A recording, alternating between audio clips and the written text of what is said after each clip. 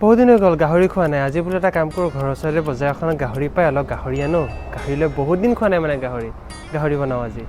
আৰু কথা মতে কাম আহিলে মই বজাৰ পালোহি। বজাৰৰ পৰা অলপ বোলো গাহৰি মাংস লৈ মেলি ঘৰ পাই লৈ মেলি আলু বিলাহী অলপ কাটি লৈ ধুনীয়াকৈ সৰু সৰুকৈ টুকুৰ কৰি ল'লো। গাহৰি মোৰ প্ৰিয় মাংস হ'লেও ঘৰত সাধাৰণতে ইমান গাহৰি নচলে। মানে মই অসমীয়া আহোমৰ ল'ৰা, তথাপিও ঘৰৰ মাহঁতে ইমান নাখায় কাৰণে মাজে মাজেহে কিনি অনা হয়। প্ৰথমতে কলা কেৰাহী এটা বহাই ল'লো, তাতে অলপ পিঁয়াজ দি দিলোঁ। পিঁয়াজখিনি ধুনীয়াকৈ ভাজি হয় মানে তাতে আদা নহৰু যিখিনি মই খুন্দনাত খুন্দি থৈছিলোঁ সেইখিনি দি লৈ মেলি যিখিনি গাহৰি বইল কৰি থৈছিলোঁ সেইখিনি তাতে ঢালি লৈ অকণমান ফ্ৰাই কৰি ল'লোঁ। গাহৰি মাংসত বোলে বৰ বিশেষ মছলাটো ইমান লাগে, নহ'লে বোলে গাহৰি সোৱাদটোৱে নাইকিয়া হৈছে। সেইকাৰণে হালধি নিমখ আৰু অকণমান লাল মিৰ্চ দি দিছোঁ যাতে ৰংটো আহক। আৰু তাৰপাছত অকণ বিলাহী দি দিছোঁ। বিলাহী আলুখিনি অলপ ধুনীয়াকৈ দিলে তাকো ভাজি লৈছোঁ। আৰু ইমানটো হৈ যায় মানে নিজৰ যত যি কৰ্মকাণ্ড আছিলে তাতে অকণ পানী ঢালি দিলোঁ। আৰু পানীখিনি লাহে লাহে উতল আহিলে আৰু আমাৰ যেতিয়া মাংসটো সিঁচিব তেতিয়া ধুনীয়াকৈ বহিবলৈ লৈ মই খাবলৈ ৰেডি। পিছে আপোনালোকে কোনে কোনে বাৰু গাহৰি মাংস খাই ভাল পায় মোক কমেণ্ট এটা কৰি যাবচোন। মই বুলি আজিলৈ ইমানেই দেই, বাই, ফ'ল' ফৰ মোৰ। পিছে আপোনালোকে তেনেকৈ ভালদৰে থাকক আৰু ধুনীয়াকৈ এনেকৈ খাই থাকক।